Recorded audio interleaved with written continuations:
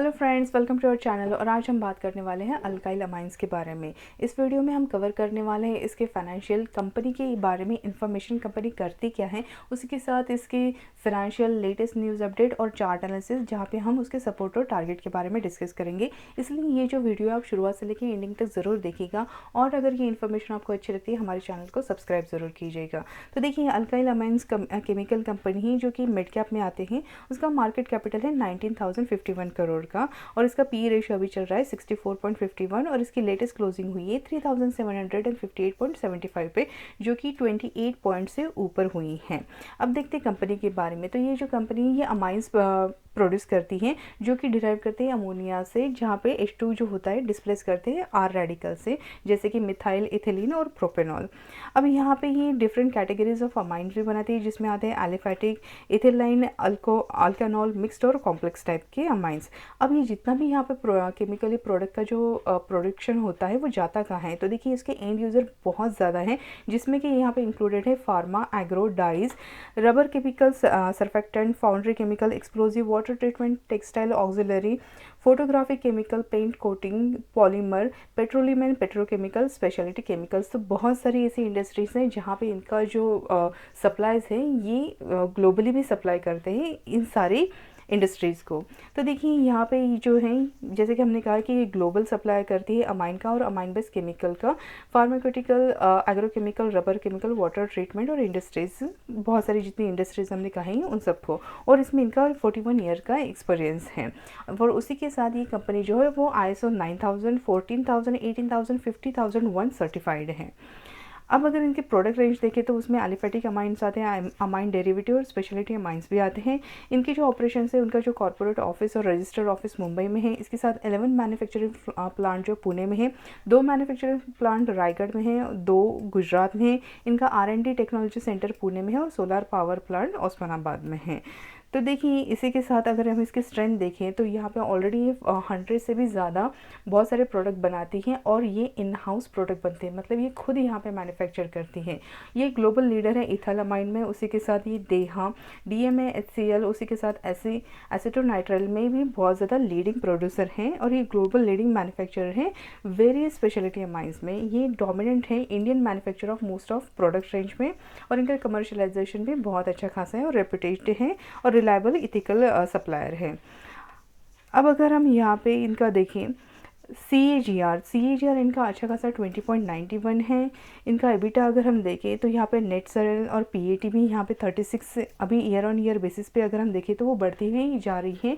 अभी की इसमें 36 और 24 है इनका PAT।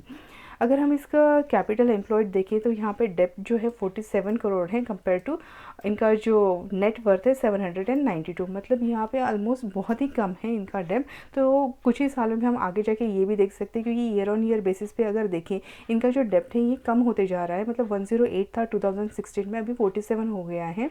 तो अगर आने वाले सालों में हम ये भी बोल सकते हैं कि कुछ सालों में ये डेप्ट फ्री भी हो सकती है। तो देखिए ये तो हो गया उसके कंपनी के बारे में। अब देखते हैं यहाँ पर एनालिस्ट के राय। तो यहाँ पे 4 एनालिस्ट बोल रहे हैं कि यहाँ पे आप इस कंपनी के स्टॉक को बाय करके चल सकते हैं और अगर आपका 1 साल का नज़रिया है तो ये आपको 4440 का भी हाई दिखा सकती हैं। अगर हम यहाँ पे फाइनेंशियल स्टेटमेंट देखें जो कि हमने ऑलरेडी कवर किए हैं, तो यहाँ पे देखिए ईयर ऑन ईयर बेसिस पे अगर हम देखें इसका टोटल रेवेन्यू 621 से बढ़कर हो गया है 1249 करोड़ का। EBITDA भी 121 से बढ़कर हो गया है 436 करोड़। नेट इनकम 66 से बढ़कर हो गया है 295 करोड़ का और इसका EPS जो है 12.92 से बढ़कर हो गया है 57.90, मतलब ईयर ऑन ईयर बेसिस पे अगर हम देखें यहाँ पे अच्छी खासी इंप्रूवमेंट हुई है। फाइनेंशियल जो ग्रोथ है ईयर ऑन ईयर बेसिस पे बहुत अच्छे से बढ़ी है। उसका EPS भी अच्छे खासे परसेंटेज से यहाँ पे बढ़ता हुआ दिखाई दिया है। अगर हम शेयर होल्डिंग पैटर्न अगर देखें तो यहाँ पे 72% जो है, मतलब ज़्यादा से ज़्यादा प्रमोटर होल्डिंग है। DII बहुत ही ना के बराबर है, FII 2.29% है और बाकी की रिटेल जो इन्वेस्टमेंट है वो है 24.55%। अब अगर हम यहाँ पे देखें कि केमिकल इंडस्ट्री की में हो क्या रहा है, तो देखिए जिस तरीके से केमिकल के जो प्राइजेस हैं वो बढ़ते जा रहे हैं। 20 दिसंबर को न्यूज़ आई जहाँ पे उन्होंने कहा कि India's chemical industry will continue on growth path says JM financial. तो देखिए जिस तरीके से यहाँ पे ग्रोथ अपॉर्चुनिटी है, ये अभी भी जो केमिकल इंडस्ट्री है ये इतनी ग्रोथ अभी हुई नहीं है, लेकिन आने वाले सालों में ये ग्रोथ जो है वो कंटिन्यूस बढ़ती जाएगी। उसके रीजंस भी हैं। तो रीजंस में उन्होंने क्या बताया है कि यहाँ के इंडिया का जितना जो भी केमिकल इंडस्ट्री है ये एक्सट्रीमली डाइवर्सिफाइड है और डी लाइसेंस है। और यहाँ पे अगर देखें तो chemical, bulk chemical, agrochemical, petrochemical, polymer और फर्टिलाइज़र, मतलब हम वेरियस इंडस्ट्री देखें तो हर जगह कहीं ना कहीं केमिकल का यहाँ पे यूज़ होता है। और ये इंडस्ट्री जिस तरीके से ऑफर करती है different types of chemical product, जैसे कि 80,000 कमर्शियल प्रोडक्ट इनके हैं। और अगर हम वर्ल्ड वाइड बात करें तो इंडिया जो है ये 4th रैंक पे आता है। यूनाइटेड स्टेट, जापान और चाइना के बाद 4th रैंक पर इंडिया आता है, जो कि प्रोडक्शन करता है एग्रोकेमिकल और अकाउंट करता है approximately 16% of global production of dyes and dye intermediate. मतलब देखिए हम लोग वर्ल्ड में 4th नंबर पे आते हैं। इसी के साथ हम लोग वर्ल्ड वाइड डाइज और डाइज इंटरमीडिएट जो हैं वो सप्लाई भी करते हैं। और जो ये इंडस्ट्री साइज़ है गवर्नमेंट का, अगर हम डेटा देखें तो 2019 में इसकी वर्थ बताई है USD 178 बिलियन की, जो कि ये एक्सपेक्ट कर रहे हैं 2025 में ये बढ़कर हो जाएगी USD 304 बिलियन की। मतलब यहाँ पे अगर CAGR हम देखें, एनुअल ग्रोथ रेट देखें कंपाउंड, तो वो बढ़ेगा 9.3% से। मतलब यहाँ से आगे 2025 तक हमारे पास बहुत ज़्यादा स्कोप है और इन कंपनीज़ को भी बहुत ज़्यादा स्कोप है कि ये एक्सपांड कर पाएँ। और उसी के साथ से इनका जो स्टॉक प्राइस है वो भी, अगर कंपनी ग्रो करती है, रेवेन्यू जनरेट करती है, तो उसी के चलते हुए स्टॉक में भी हमें अच्छा खासा अपसाइड का मूवमेंट दिखा सकता है।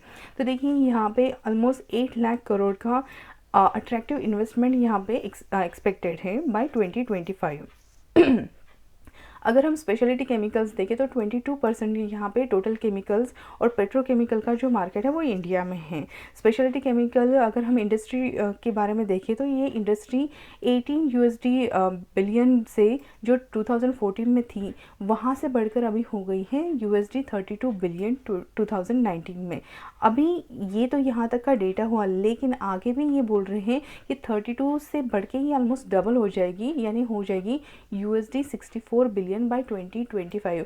यानी कि यहाँ पे कंपाउंड एनुअल ग्रोथ जो रेट बताया उन्होंने 12.4% का बताया है, ये JM फाइनेंशियल रिसर्च के हिसाब से। तो यहाँ पे देखिए अगर हम केमिकल मार्केट देखें तो वो 3% से 4% बढ़ चुके हैं और आगे भी हमें 5.5% की ग्रोथ आगे है। अब रिसेंट ट्रेंड में अगर हम देखें तो देखिए कोविड की वजह से बहुत ज़्यादा प्रॉब्लम हो गए थे सारी इंडस्ट्री को। पैंडेमिक, लॉकडाउन, जितना भी रॉ मटेरियल हमें बाहर से एक्सपोर्ट होता था उसमें भी कमी हो गई थी और जो रॉ मटेरियल है उसके प्राइसेस बढ़ गए थे। उसकी वजह से हुआ ये कि इनके जो मार्जिन है, लिवरेजेस जो है वो कम हो गए और हमें जितने भी केमिकल इंडस्ट्री है वहाँ पे क्वार्टरली रिजल्ट में गिरावट दिखी थी और उसी के चलते हुए बहुत सारे स्टॉक जो है वो अपने 52 वीक हाई से बहुत नीचे आ गए। ऑलमोस्ट कुछ स्टॉक 20% से भी नीचे आ गए हैं। तो देखिए ये जो गिरावट है ये अभी ख़त्म ही हो गई है और नॉर्मलाइजेशन की तरफ बढ़ रही है। तो जिस तरीके से अभी बाहर से जो सप्लाई आ रहा था और जो रॉ मटेरियल की जो कॉस्ट है वो बढ़ गई थी, वो अभी कम हो जाएगी और उसकी चलते हुए इनके जो ऑपरेटिंग मार्जिन है वो भी अच्छे खासे बढ़ जाएंगे। अब उसी के साथ में अगर हम देखें तो यहाँ पे जितने भी केमिकल इंडस्ट्रीज़ हैं वहाँ पे कॉस्टिक सोडा की बहुत ज़्यादा प्राइस बढ़ गई थी, लेकिन अभी कॉस्टिक सोडा की प्राइस भी नॉर्मलाइज हो रही है और सप्लाई जो चेन है वो धीरे धीरे इम्प्रूव होते हुए नज़र आ रहे हैं। तो उसी के साथ में यहाँ पे जो ऑपरेशन कॉस्ट है उनका वो भी बच जाएगा और उनके मार्जिन्स भी हैं वो भी अच्छे खासे ग्रॉस मार्जिन बढ़ते हुए नज़र आएंगे।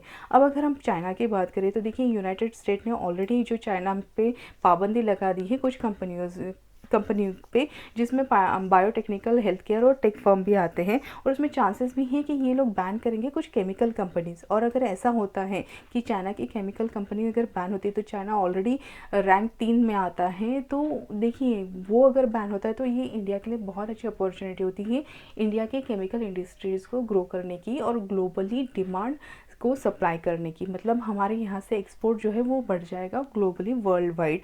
तो इसके चलते हुए ये जितने भी केमिकल कंपनीज़ हैं उनके लिए बहुत ही अच्छी बात है। अब हम देखते हैं चार्ट के बारे में। तो अगर हम चार्ट में देखें तो ये देखिए ये है इसका डेली चार्ट।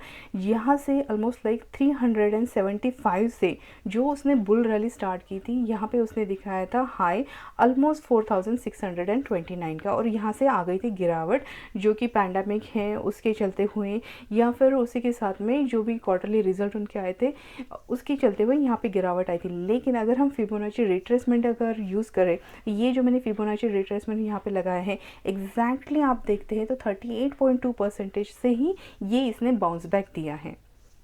एक तो फिबोनाची रिट्रेसमेंट जो होता है यहाँ पे पॉसिबिलिटी होती है कि यहाँ कहाँ से वो रिट्रेस कर सकता है। तो देखिए 38.2 पे रिट्रेस कर सकता है, 50 पे या तो फिर 61.8।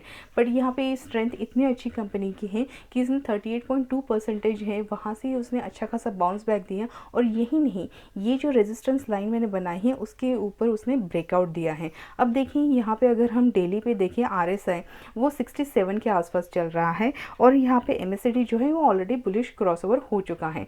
और ये जो स्टॉक है वो ऑलरेडी 20 DMA 50 DMA और 200 DMA के ऊपर ट्रेड कर रहा है। मतलब देखिए तीनों जो चीज़ें हैं वो हमारे हिसाब से हैं एक अप ट्रेंड के लिए जितने भी इंडिकेटर चाहिए थे वो यहाँ पे सब पास हो रहे हैं। मतलब हमारे यहाँ जो स्टॉक है वो सारे मूविंग एवरेज के ऊपर ट्रेड कर रहा है। MACD बुलिश क्रॉस ओवर हो गया, RSI 60 के ऊपर है और यही हमें चाहिए होता है किसी भी स्टॉक को बाय करने के लिए। अब अगर हम डिटेल में देखें तो देखिए ये जो मैंने रेजिस्टेंस ट्रेंड लाइन बनाई है यहाँ पे ये जो स्टॉक है ये यहाँ पे इसी रेंज में ऑसिलेट कर रहा था। और ये जो एरिया है मतलब 3000 से लेके 3300 तक के एरिया में उसने अच्छा खासा एक कंसोलिडेशन किया था और यहाँ से उसने अच्छा खासा ब्रेकआउट दिया। और ब्रेकआउट के बाद उसने ये जो रेड लाइन बनाई है वो है 200 DMA की लाइन। तो देखिए उसने ब्रेकआउट दिया, ब्रेकआउट देने के बाद उसने ये सपोर्ट भी टेस्ट किया और जो सपोर्ट है हमारा 3523 का। तो देखिए सपोर्ट टेस्ट करने के बाद ये सस्टेन हुआ है। ये जो रेजिस्टेंस ट्रेंड लाइन है वो उतना नीचे भी नहीं गया क्योंकि उस वहाँ पे 200 DMA का उसको अच्छा खासा यहाँ पे सपोर्ट मिला है। तो 200 DMA का सपोर्ट रीटेस्ट करने के बाद ये अभी सस्टेन कर रहा है। तो यहाँ पे एक अच्छी खासी आप बाइंग करके चल सकते हैं। हमारा सपोर्ट रहेगा 3523 का और यहाँ से हमारा इमीडिएट टारगेट रहेगा 4000 का। क्योंकि यहाँ पे थोड़ा बहुत एक हर्डल है तो मे भी हो सकता है यहाँ पे थोड़ा हर्डल की वजह से सेलिंग प्रेशर आ जाए या फिर प्रॉफिट बुकिंग होने लगे। जो बहुत ऊपरी लेवल पे अटके हैं उनके लिए भी यहाँ पे एग्जिट की हो सकता है। लेकिन अगर यहाँ पे ये सस्टेन करता है तो उसके बाद हमारे पास सेकंड टारगेट जो रहेगा वो रहेगा 4400 का और उसके बाद हमारा थर्ड टारगेट रहेगा 4600 का। तो देखिए अभी तो अच्छी खासी बजट की रैली चल रही है, बजट आने वाले फेब में और उसी के साथ में हमारे क्वार्टरली जो रिजल्ट है वो एक के बाद एक अभी डिक्लेयर होना शुरू हो गया है। तो देखिए जो जैसे ही क्वार्टरली रिजल्ट में हमने देखा पिछले बार के यहाँ पे बहुत सारे लॉसेस हुए थे कोविड के चलते हुए, इनको मार्जिन प्रेशर भी बहुत ज़्यादा था। लेकिन अभी सब कुछ जैसे नॉर्मलाइज होते जा रहा है और अभी भले ही यहाँ पे ओमिक्रॉन का खतरा है लेकिन लॉकडाउन वगैरह के इतना बुरा हाल नहीं है जितना पहले 2020 में हुआ था।